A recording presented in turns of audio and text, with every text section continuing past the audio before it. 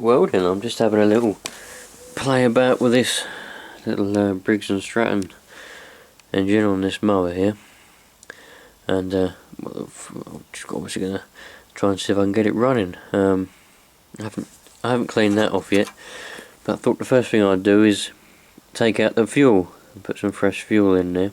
Now the first thing that I came across, which isn't any good, which is completely useless, is the air filter. This happens a lot when old filters are left, especially sponge ones.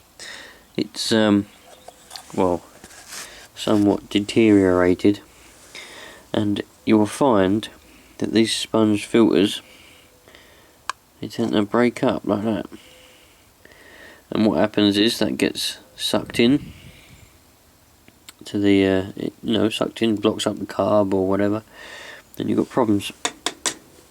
Obviously it ain't going to do any filtering, is it, like that? So that needs a new sponge in it, but we can run it without the filter for now. Now the other thing that I'd noticed, all I've done so far is taken the filter off, but I thought it's a little bit wobbly in it. That is exactly how it was.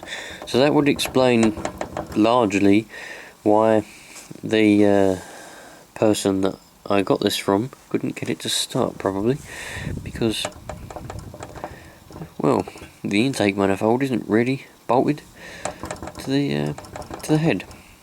It's somewhat loose, and there's a big gap there. So there is no way. At least both screws are in there. I haven't got to find another screw, but there is no way. What's that? Don't know. But there is no way at all that would ever. Probably never start like that. I'm just moving that just for the sake of it.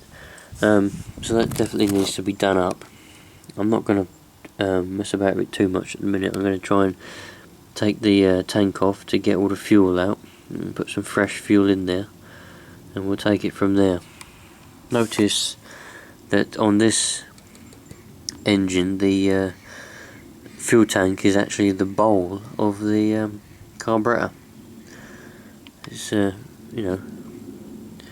of different designs out there. Most carbs have a bowl at the bottom of them, but because of this one, this is the bowl of the carburetor. Sweet. Right, it's quite easy to take off. All you got to do is undo them two screws. There's only two. Undo those, and this really does smell of old petrol. So, and then hold it with one hand, and then once they're both undone, just lower it down, and there'll be a little filter in there. I might need my other hand. Oh, I'm going to have to get my other hand, but yeah, it's easy as that. Right, there we go. And that quite literally smells like, what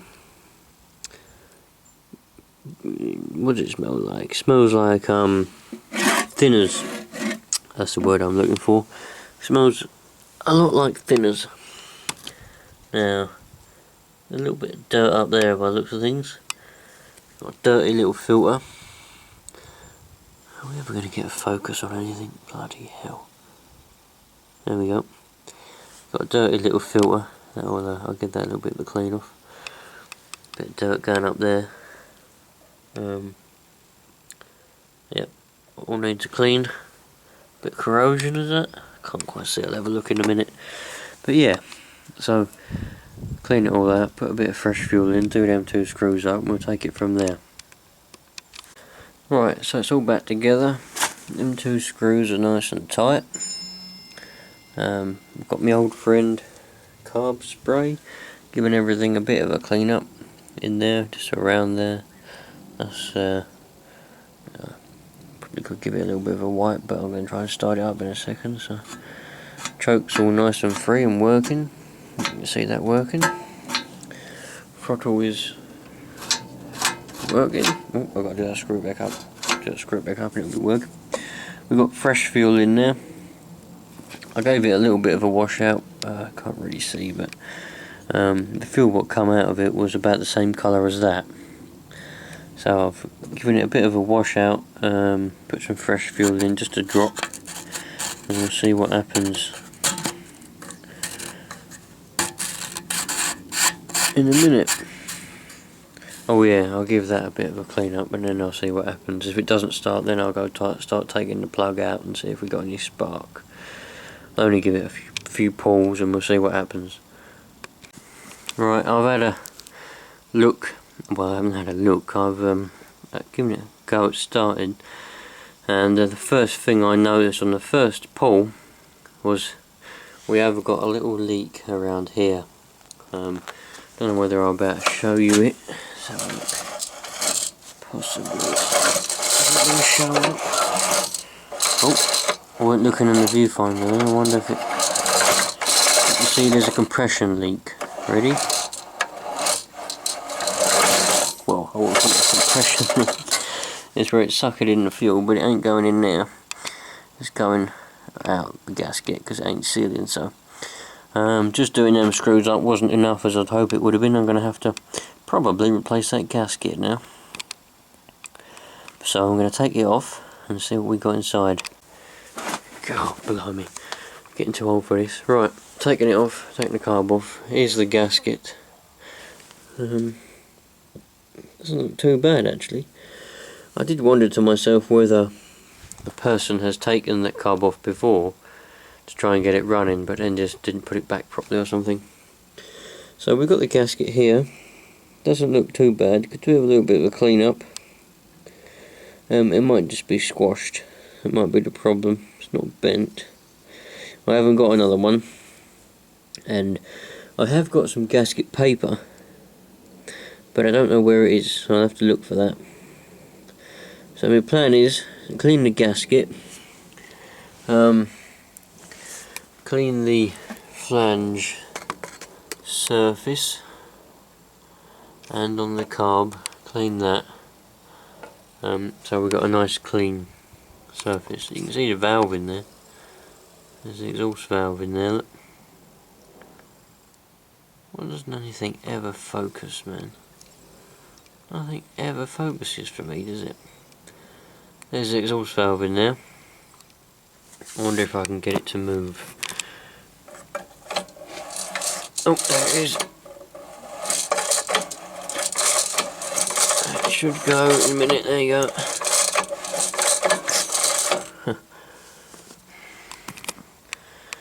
Right, yeah, so anyway, let's clean up this gasket and the flange face, and we'll put it back together. And if that doesn't work, I will just quickly check to see, make sure there's spark, and then I'll have to, tomorrow or something, I'll have to find my gasket paper and use this as a template and make myself another gasket. You've seen me do it before actually. I've made many gaskets in my videos and you've seen me do it many times. In fact, I don't even know if I've got any gasket paper left. I did have some, so I'll have to have a look. But for now, we'll clean this one up, put it back together and see what happens. Fingers crossed it will seal nicely. Right, it's all back in place. It's all screwed up reasonably tight. One thing, I'm wondering if that gasket's the wrong one, you know. I don't know, it's not running the wrong way, I don't think. Don't know, it doesn't look right to me anyway. Probably the wrong gasket. What was I going to say? Yeah, one thing to remember is to always, when you've got more than... Oh, for goodness sake, bloody telephone's ringing now. Alright, I'm back again. Bloody wife wanted me to try and find a teddy or something. And she's lost, I don't know. She's off her nut. Anyway, what was I saying? I think I said yeah, put that back together, we'll see if it leaks. I'll give it a go now in a minute and see if it leaks. Still, hopefully it won't, and then we'll be away. I think I remembered what I was trying to say before the phone rang. If you've got 2 or more screws, bolts, nuts, whatever, and you're doing it up to a flange that's got to seal, or anything that's got to be straight and level, you want to do one up a little bit, do that one up so it brings it even, bring that one up a little bit more even. Or if you've got, say you've got 4, you do one over there, one up the other side, then one here, then one over there, and then it brings it all flat against the surface, against the flange face, and it will make a seal. If you just do one up really tight and then do the other one up, it won't seal. There you go. Fuel tank's back on. It doesn't appear to be leaking. I'm going to check for a spark now while I'm at it. Oh bloody hell! I just been in there to go and get my spanner, and I took this off, and guess what I noticed? See, it's not even tight. What's happening to me, man? Oh, I wonder if that's even the right bloody spark plug. Usually these are a bit longer. Oh well. Right, we got ourselves a B6S NGK. Right. Let's. Oops. Hope if I filmed it, wouldn't it? Poke that in there. I don't think it's going to work because that's rusty as hell. Right, there you go. Poke that on there like that.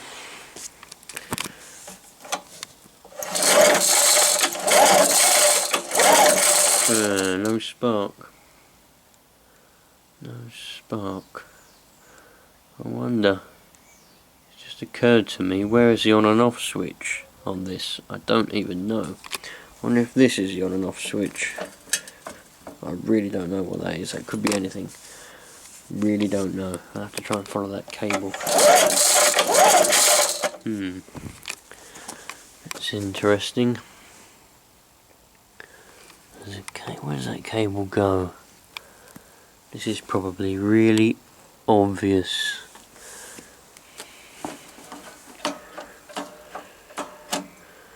Let me do a little bit of looking about. It's bound to be here somewhere. Well, who remembers the video when I was trying to demonstrate points and rust, and what rust can do to stop spark? Well, once I've removed the pull start mechanism, we can get access, and what we can see is rust, and more rust. This is going to be the reason why we don't have any spark. This isn't just a bit of rust. This is like rust on a monumental scale. The whole thing is rust. The magnets there are rust. I'm going to have to go and get me trusty bit of sandpaper. Undo the little bolts what hold it all together, and give it all a nice sand. Ooh.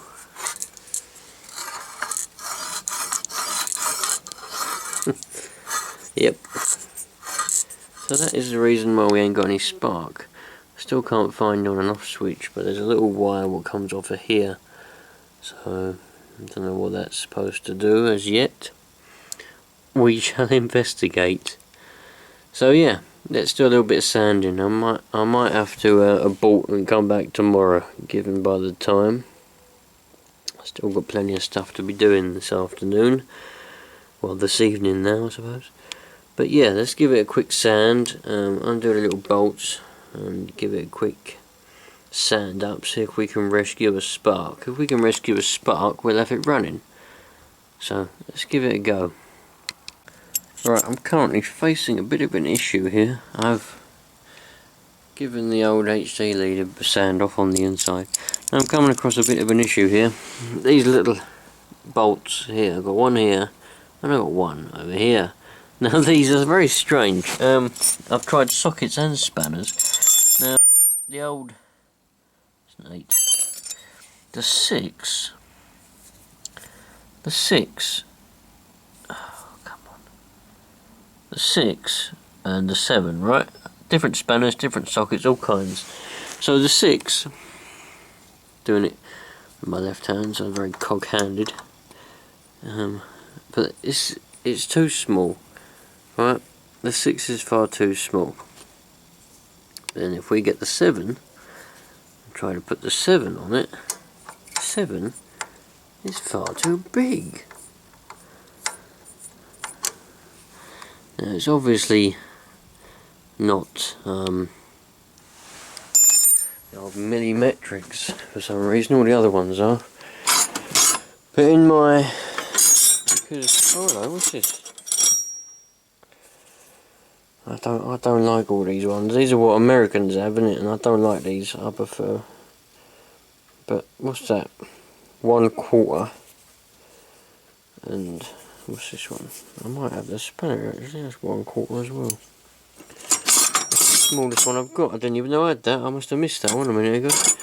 But yeah, I've got all these ones. Like bloody 11 16ths and all that rubbish. Never use them because, well, I'm not in America. But yeah, there we go. I didn't even know I had this one. I wonder if this one will fit. Hopefully it will.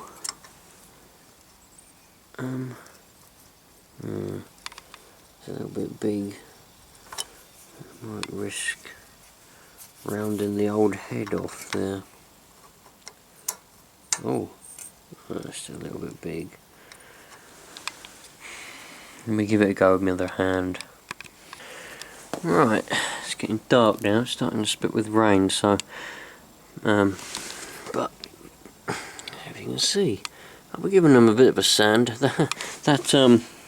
This little spanner here, 1/4 inch. Looks like it. It's just about gripped, just on them bolts, and done the job. So we've had a little sanding session, and we've managed to get them reasonably clean. So my next job is to put it back and just give the rest of this a quick sand over. But I think we'll have to have a part 2 coming up of this one, to be honest with you. It looks to me as if this engine would have been running quite hot when it was in service, because I've been picking bits out as I've been going along, but that was absolutely packed full of like oily and greasy grass and just general dirt basically. So, but yeah, I think that would have been running quite hot when it was in service. It only had one half to cool it on the other side, so yeah, there you go. Don't know how old this thing is. I'd imagine it's quite old.